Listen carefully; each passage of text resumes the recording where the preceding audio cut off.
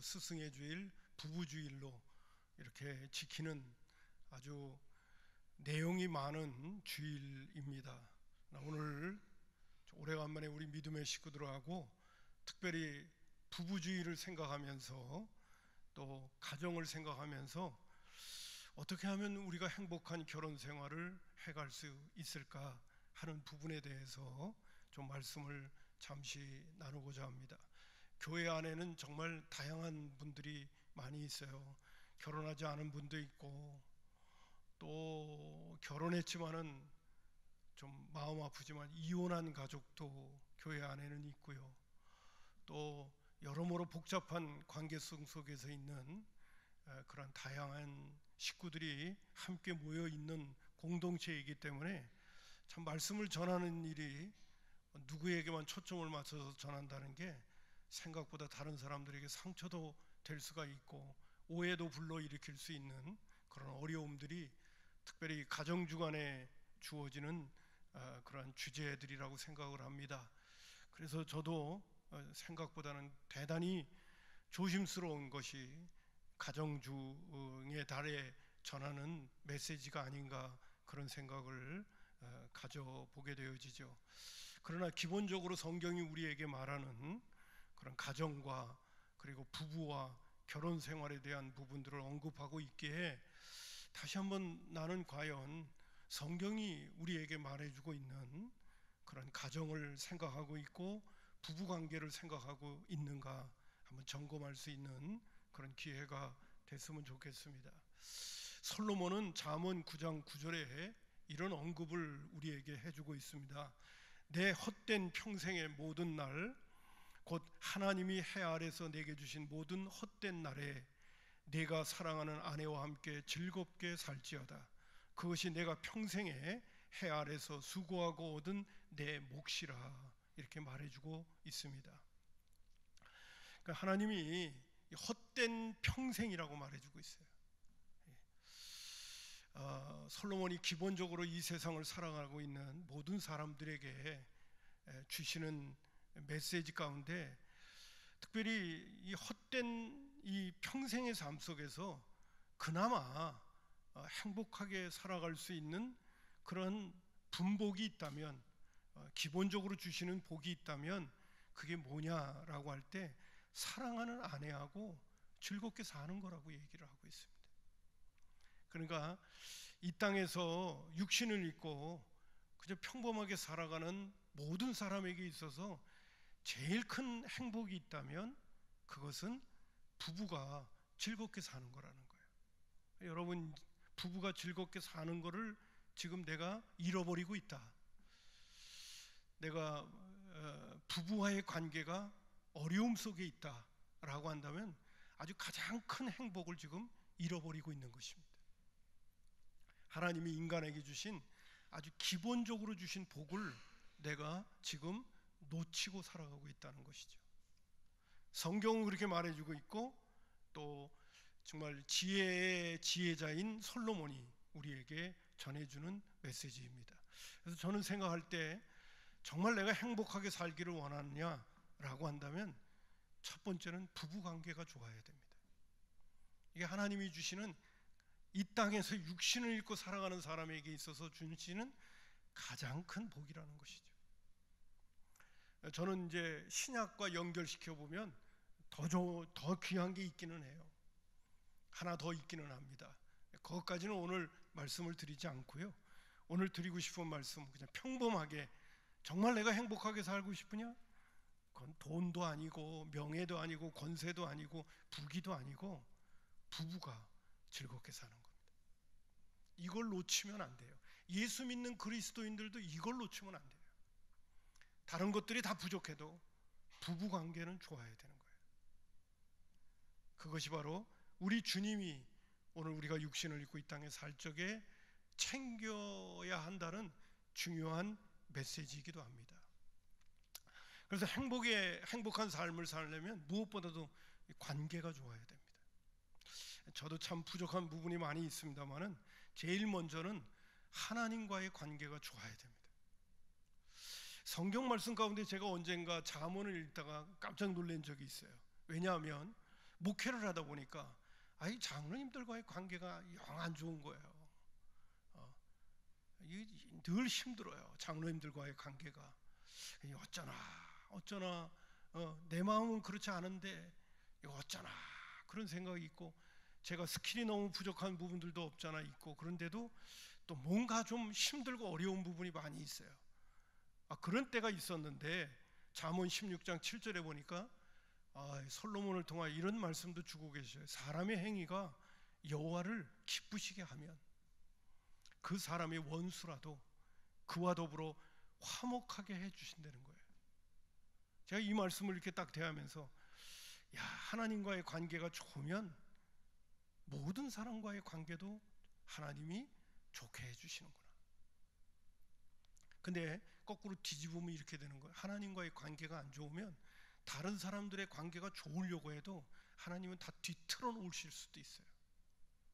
근데 하나님과의 관계가 좋으면 그 능하신 하나님이 원수와의 관계도 화목하게 만들어 주신다. 근데 이 말씀이 하나님과의 관계가 좋으면이라는 표현을 쓰고는 있지만은, 하나님과의 관계가 좋으라는 것은 특별히 하나님을 기쁘시게 하는 것 가운데는 하나님의 말씀에 순종하는 거거든요.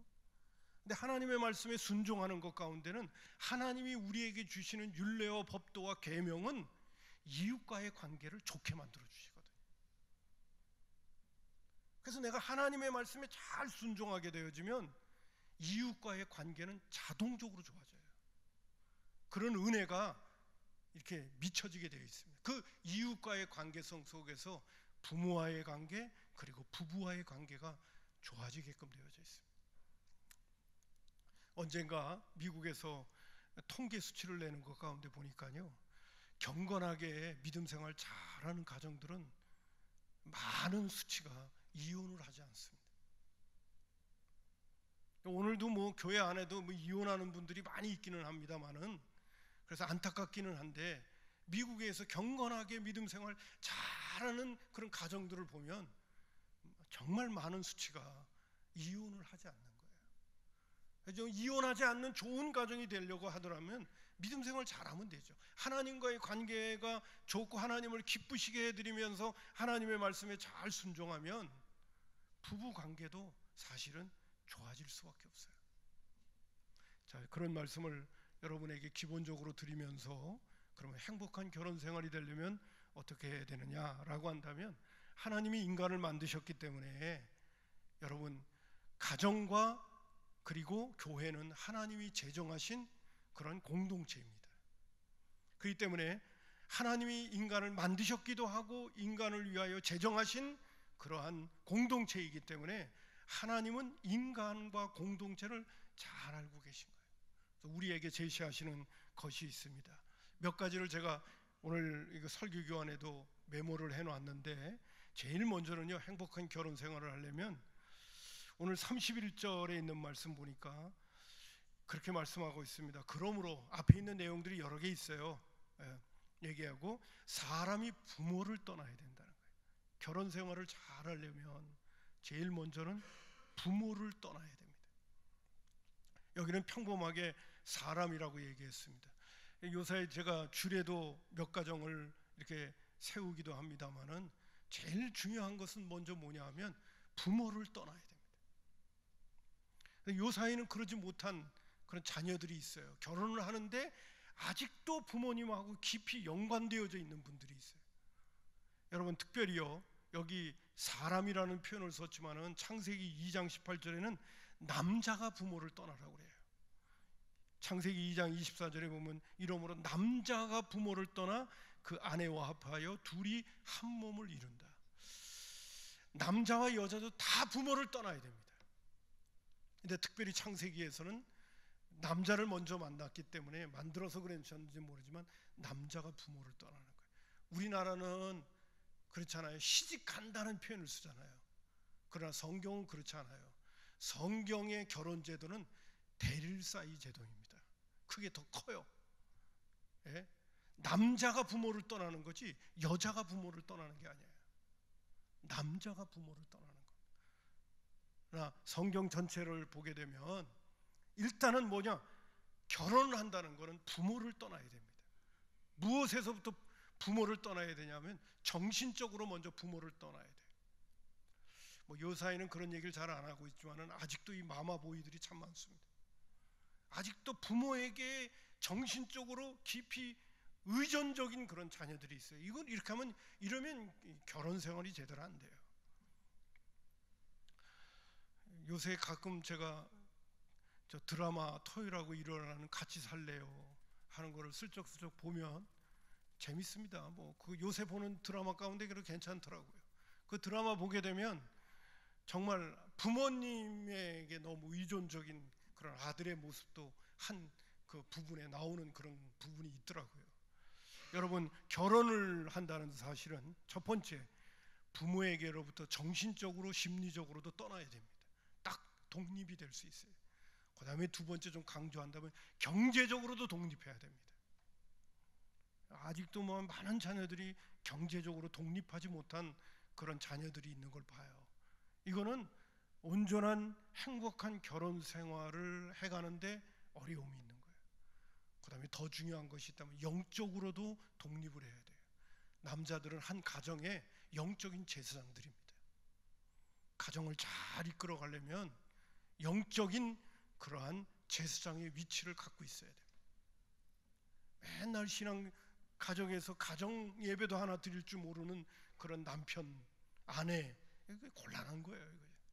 제가 오늘 드리는 이런 말씀을 드리면서 그래서 첫 번째 지금 행복한 결혼 생활이 되려면 제일 먼저는 부모를 떠나게 만들어줘야 돼요. 부모들은 부모를 떠나게 만들어줘야 되고 결혼하려고 하는 자녀들이라면 내가 행복한 결혼 생활을 하려면 내가 부모에게로부터 철저하게 독립해야 된다는 이런 마음을 가져야 행복한 결혼 생활을 할 수 있다 하는 말씀을 첫 번째 드리고 싶어요. 자녀들이 이것저것 걱정이 많이 돼가지고 너무 뭐 도와주겠다고 그러면서 너무 의존적인 관계를 만들어주면 곤란합니다. 행복한 결혼 생활 못해요. 두 번째로는 합하여 그 둘이 한 육체가 된대요. 31절 하반절에 이야기하고 있습니다. 여러분, 합하여 둘이 한 육체가 되는 겁니다. 창세기 2장 18절에 보게 되면 여호와 하나님이 이르시되 사람이 혼자 사는 것이 좋지 않다고 그랬어요. 옛날 개역 개정판에 보면 독초하는 것이 좋지 않다고 그랬어요. 내가 그를 위하여 돕는 배필을 지으리라고 그랬어요. 여러분, 돕는 배필이라고 그러니까 아내가 남편만 돕는다고 생각하는데 그러지는 않은 것 같아요. 서로가 돕는 배필인 것 같습니다. 뭐 그럴 수는 없지만은 하나님이 먼저 하와를 먼저 만들었다.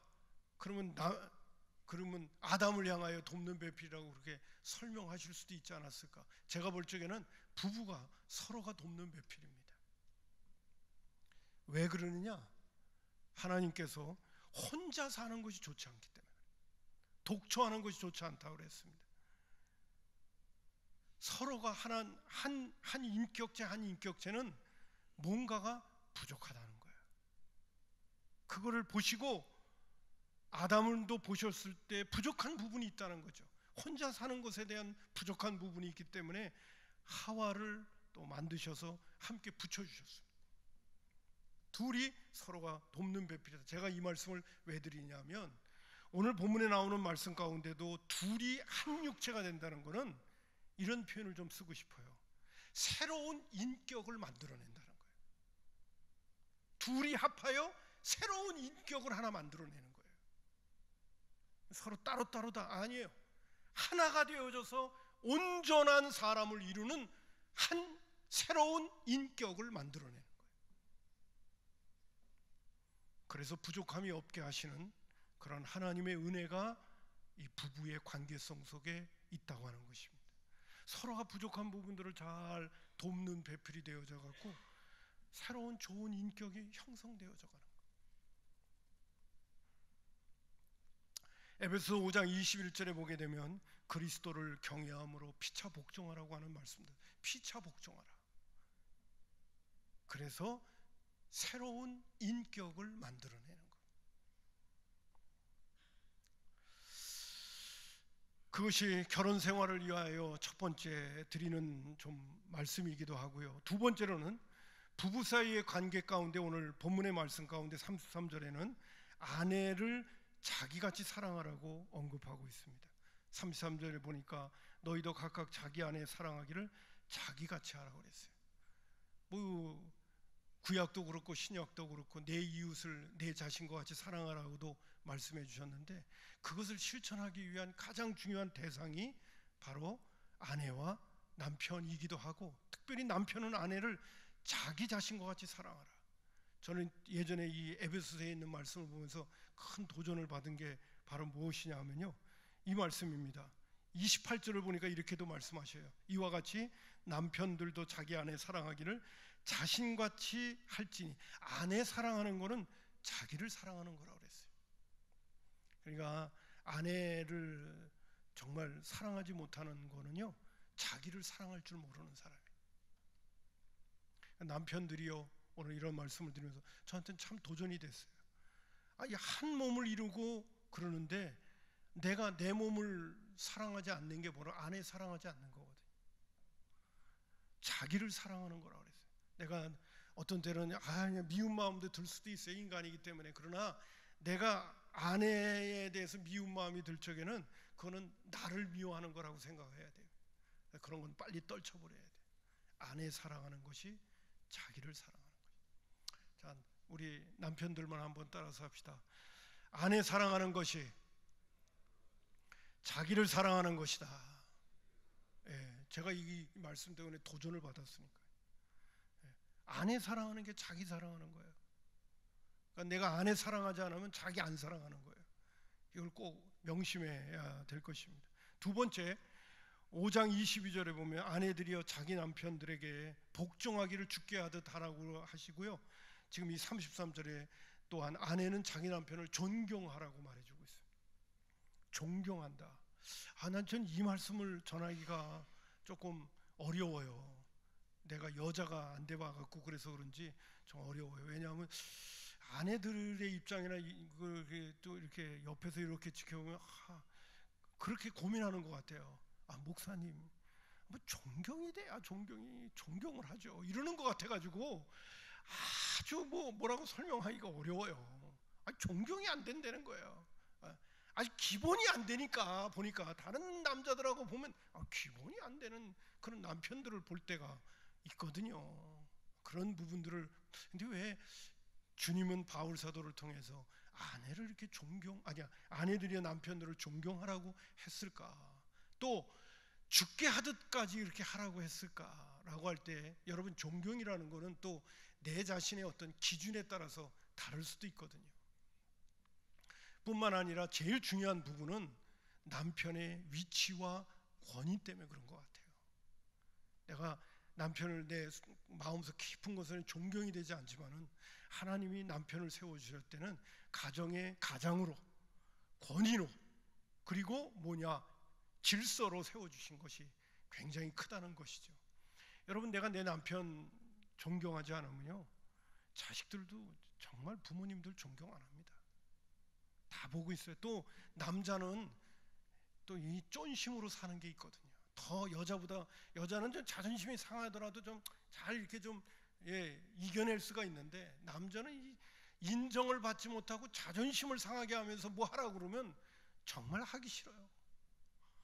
근데 그래도 남편을 좀 인정해주고, 그리고 남편을 존경하는 마음을 가지고 그 위치와 권위와 질서를 세워주게 되어지면 어떤 때는 하기 싫더라도 내가 내 위치가 있고, 또 자녀들에게 앞에서 내가 해야 될 마땅한 도리도 있는데, 그리고 때로는 힘을 써서 자기에게 주어진 일을 성실하게 해내기도 하는 게 그게 남자의 모습이기도 합니다.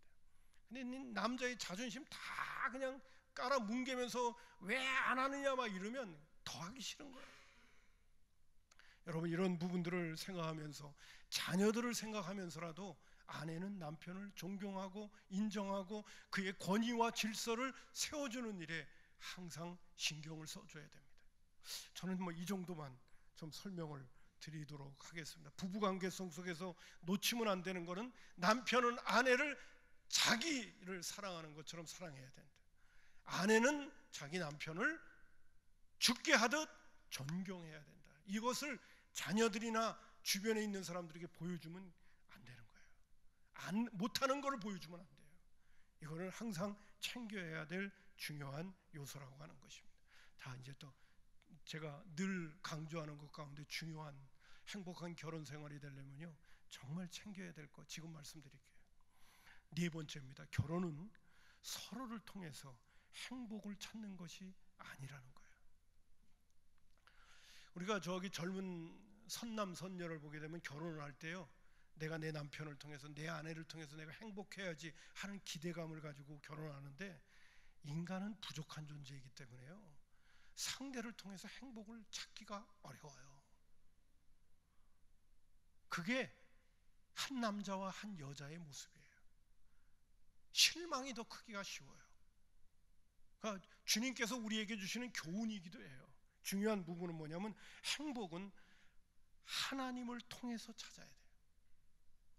여러분, 신명기 10장 13절을 제가 또 인용할게요. 내가 오늘 네 행복을 위하여 내게 명하는 여호와의 명령과 규례를 지킬 것이 아니냐 말씀하셨어요. 행복은 하나님이 주는 거지 내 남편과 내 아내가 주는 게 아니에요. 줄 수 있는 그런 능력자들이 못 돼요. 그게 인간의 모습이에요. 이번 주 금요일 날도 우리 청년이 기도를 하는데, 하나님, 내 안에는 선한 것이 없습니다, 이러면서 기도하더라고요. 여러분, 저도 제가 목회자의 길을 걸으면서요, 내가 얼마나 구제불능의 존재인가를 정말 깊이 깨달을 때 예수님의 십자가의 가치가 아주 밝게 빛나더라고요. 내가 그런 존재인지 미처 몰랐어요. 인간은요, 구제불능이에요. 인간은 모순투성이에요. 인간은요, 무기력하기 짝이 없는 존재예요.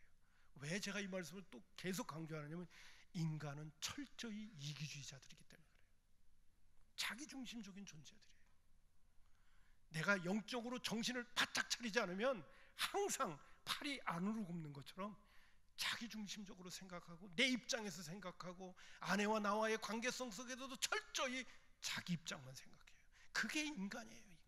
그렇기 때문에 서로가 실망하는 거예요. 그렇기 때문에 행복은요, 사람을 통해서 찾으면 안 돼요. 부부관계성 속에서 찾으면 안 돼요. 사랑은 하나님께로부터 찾아야 돼요. 할렐루야. 하나님께로부터 사랑을 내가 받으면서 행복을 하나님께서부터 누려야지, 그리고 그 행복을 사랑하는 남편에게, 사랑하는 아내에게 돕는 배필로서 주는 거예요. 그걸 줄 때 주어지는 행복이 또 있거든요. 그런 행복을 찾아가야지, 내가 내 남편에게 행복을 찾으려고 하고 아내에게서 찾으려고 하면 그거는 계속해서 실망할 뿐이에요. 성경도 우리에게 말해주고 있습니다. 내가 내 행복을 위하여 내게 규례와 명령을 주고 있다는 거예요. 하나님의 말씀에 잘 순종하면서 하나님과의 관계가 깊어지면 하나님께로부터 주시는 진정한 행복을 내가 경험하게 되는 거죠.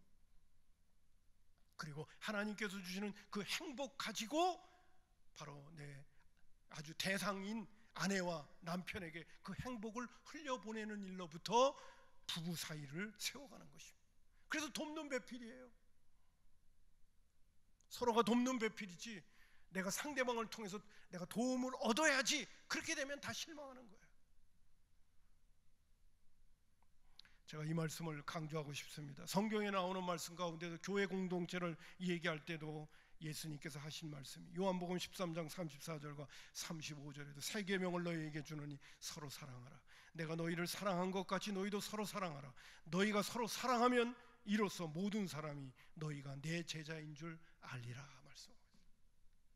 여러분, 하나님과의 관계성 속에서 우리가 진정한 제자가 되어지면 그 제자가 되어지는 행복을 가지고 내 아내와 내 남편에게 나에게 하나님께서 주신 행복을 나누면서 사는 것, 대표적으로 먼저 그들에게 주면서 가정을 세워가는 것이 바로 오늘 하나님께서 우리에게 기대하시는 하나님의 사람들의 모습이라고 하는 사실입니다.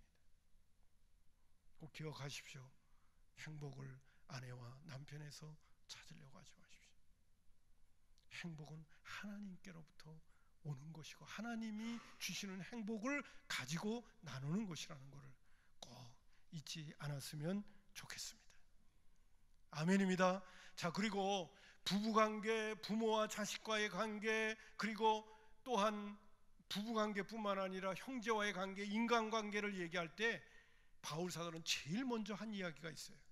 그게 바로 로마서 5장 18절인데, 술 취하지 말라 이는 방탕한 거지 오직 먼저 성령의 충만을 받으라고 하는 말씀으로부터 시작해서 부부관계를 이야기하고 부모와 자식과의 관계를 이야기하고 인간관계의 얘기를 풀어가기 시작합니다. 그러니까 부부관계도 그렇고 부모와 자식과의 관계도 그렇고 인간관계를 풀어가는, 이웃과의 관계를 풀어가는데 제일 중요한 건 뭐냐? 성령 충만해야 된다는 거예요.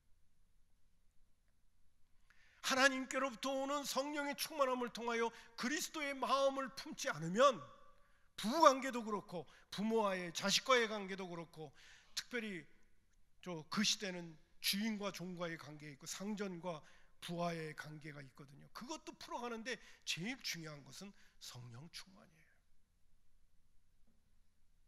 그래서 성령 충만이 왜 필요하냐? 내 자신에게도 필요하지만은 진짜 부부관계가 제대로 이루어지고 부모 자식 관계가 이루어지고 그 다음에 회사라든지 이웃과의 관계성 속에서 원만한 역사가 일어나려면 내가 성령 충만해야 됩니다. 뿐만 아니라 부부관계성 속에서 제가 늘 결혼하는 분들에게 신신당부하는 건데, 로마서 5장 5절에 보게 되면 우리에게 주신 성령으로 말미암아 하나님의 사랑이 우리 마음 가운데 부음바 되어졌다 그랬어요. 성령님을 통하여 하나님의 사랑이 우리 마음 가운데 부음바 되어진 사랑을 가지고 부부를 사랑하고 부모와 자식과의 관계를 맺어가고 이웃과의 관계를 맺어갈 때 그것이 진정한 관계가 형성되어진다는 거예요. 할렐루야. 여러분 잊지 마십시오. 부부관계를 언급을 하면서 말씀을 드리는데 내가 내 아내, 내 남편도 하나님의 사랑을 가지고 행해야 돼요. 그래서 저는 오늘 이 말씀 속에 결론을 드리고 싶은 게 그거예요. 하나님과의 관계가 바로 맺어지면 모든 것들을 다 풀어갈 수가 있어요. 아니 가정 생활을 위한 여러 가지 지혜도 있고 부부 관계는 어떻게 해야 되는가 여러 가지 그러한 스킬들이 있지만은 제일 중요한 거는 하나님과 나와의 관계입니다. 이 관계가 잘 맺어져서 하나님께로부터 공급되어지는 사랑, 성령 충만, 하나님의 은혜가 나에게 잘 주어지면 그걸 가지고 내 아내와 내 남편과 내 자식에게 그리고 내 이웃들에게 그 사랑을 흘려보내게 되면 좋은 관계가 되어져가는 거예요. 내가 아직도 주변에 있는 분들뿐만 아니라 아내와 남편과 주변에 있는 사람과 자꾸 삐걱거리는 부분이 있다라고 한다면 먼저 하나님 앞에 나아가서 하나님께로부터 내가 공급받아야 될 부분들이 아직 부족한 부분이 많이 있기 때문에 자꾸 이런 관계가 되어지는 것이 아닌가 하는 부분을 생각하면서 하나님께 은혜를 구할 수 있기를 바랍니다. 할렐루야. 그리고 무엇보다도 성령 충만함을 간구해서 주님이 주시는 사랑 가지고 내가 가정도 세워가고 교회도 세워가고 이웃과의 관계도 맺어가겠다, 그런 마음을 가지면 하나님께서 우리 부부관계도 하나 놀랍게 축복해 주실 줄로 믿습니다. 기도하겠습니다. 고마우신 아버지 하나님, 오늘 특별히 부부주의를 맞이하여 우리의 부부가 어떻게 해야 행복한 결혼 생활을 할 수 있는가 말씀을 통해서 잠시 생각할 수 있는 기회를 가졌습니다. 특별히 남편은 아내를 자기 자신과 같이 사랑할 줄 아는 지혜가 있게 해주시고, 아내는 남편을 죽게 하듯 그렇게 존경하고 또 아버지 하나님이여 순종할 수 있는 아내가 될 수 있도록 은혜를 베풀어 주옵소서.